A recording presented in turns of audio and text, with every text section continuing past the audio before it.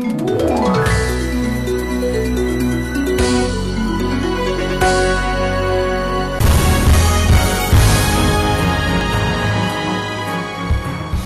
sebagai pengamat sosial, Ibu melihat hal ini dari kacamata seorang pengamat, apakah memang realitasnya bisa seperti ini ke depan? Apakah tidak akan menimbulkan kekacauan ini, Bu? Kalau bisa seperti ini terjadi. Ya, jadi gini loh, hukum dan politik itu memang seperti saudara kembar ya, hukum dan politik. Keduanya bisa beda tapi tidak bisa dipisahkan. Politik, Bapak, nanti kalau tidak diatur oleh hukum, ini seperti rel gerbong yang berjalan tidak di atas relnya, gelimpang-gelimpang kemana-mana, tabrak-tabrak nggak kemana-mana.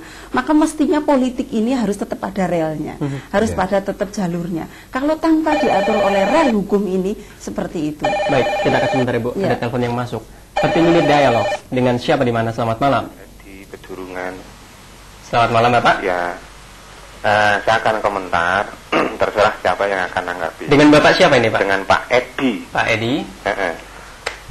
Silahkan siapa yang memberikan tanggapan. Baik. Yang pertama, ini memang pendidikan politik. Saya sepakat. Tapi pendidikan politik yang seperti apa muatannya? Nah, yang dipersoalkan sekarang kan akan menjadi PNS tuntutannya. Pada kebijakan kita, jangan sampai masyarakat itu larinya ke PNS semua. Baik, ini kan lucu. Iya, Pak Edi. Ini yang pertama. Yang kedua, pendidikan politik. Perangkat desa disuruh demo. Lah nanti akibatnya rakyat demo.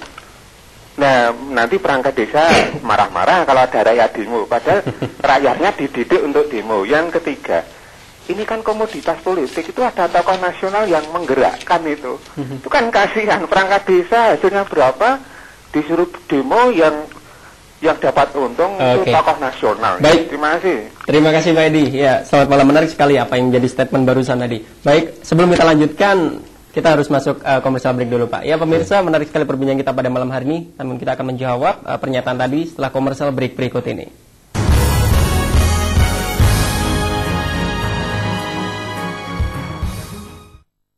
Terima kasih Anda masih bersama kami dan melanjutkan perbincangan kita pada malam hari ini. Baik Pak, kita tadi barusan mendengar statement dari penelpon yang terakhir tadi. Tapi saya ingin menambahkan Pak, kepala desa, perangkat desa juga terikat oleh sumpah mereka kepada rakyat untuk melayani rakyat tersebut. Namun ketika mereka harus sibuk dengan urusannya sendiri, parpol misalnya, apa yang terjadi ke depan ini Pak? Loh, Mas, sekarang kalau kita pertanyaan Anda dulu lah, ketika melayani, apakah kemudian sumpah janji saya melayani masyarakat itu kemudian saya tidak boleh ngurusi keluarga saya? Kan boleh. Berkegiatan selama tidak mengganggu itu kan gitu. Itu satu aja. Kemudian saya tertarik dengan pernyataan Bapak tadi tentang politik.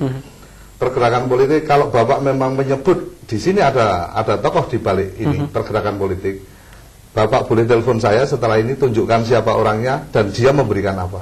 Saya berani bertaruh. Karena kita berangkat ini dari pertemuan kepala desa Jawa Tengah, didukung, kemudian kita undang teman-teman dari Jawa Timur, kita undang teman-teman dari Lampung, kemudian sepakat. Dana dari mana Pak? Ada mungkin yang menjadi donatur dan mereka berangkat sendiri bisa. Ke Jakarta, jenengan mau tiap hari ke Jakarta saja mampu. Kepala desa masa nggak mampu ke Jakarta. Baik. Itu satu. Kemudian tadi disebutkan ada masalah demo, ya, pendidikan dengan cara demo. Pertanyaan kita bahwa seperti tadi saya coba kaitkan dengan apa yang disampaikan Ibu. Bagaimana hukum dan politik ini sebagai saudara kembar. Ini pembelajaran yang sedang kita lakukan. Mahkamah Agung kita ajukan. Ada nomor registrasinya. Kemudian DPR juga kita datangi sebagai politiknya. Ini hukum dan politik kita jalan bersama. Saya ingin beralih ke Ibu Sri Kusilasen dulu. Ibu Sri, Ibu melihat ada aktor di belakang ini semua, Bu? Wah, ini kalau ada aktor atau tidak saya sejauh ini belum mengetahui ya. Gebrakannya inilah mungkin yang agak menakutkan gitu loh. Begitu datang ke Jakarta rombongan gitu, mungkin ini yang mesti orang kan tadinya nggak ada apa-apa kok, loh ini kok ada apa ini, mungkin gebrakan yang semacam ini memang mestinya harus melalui jalur, kalau menurut saya ya Pak, jadi harus melalui jalur prosedur yang benar lah. Jadi prosedurnya kalau tadi misalnya, berarti Ibu ingin mengatakan jalurnya tidak benar selama ini yang dilakukan para aparat desa tersebut? Ya terlalu tergesa-gesa gitu. Kita sudah mulai bergerak. Baik, kita harus sebentar Pak, ada telepon yang masuk ini Pak. Ya, 30 menit dialog. Selamat malam, dengan siapa di mana? Ya, Pak Koco, tadi kan menyatakan ada tokoh nasional. Aku Bapak dengan siapa ini Pak? Saya tahu kok Pak Koco, terima kasih. Iya. Oh. Anda sekali lagi gini, juga nih. gini, kalau beliau mengatakan ada tokoh nasional, maka saya bisa sampaikan banyak tokoh nasional di sana. Ketika kita aksi di DPR, itu yang namanya Pak Cahyokumolo, Pak Agung Laksono, kemudian Ketua PKS, itu tokoh nasional hadir semua di sana.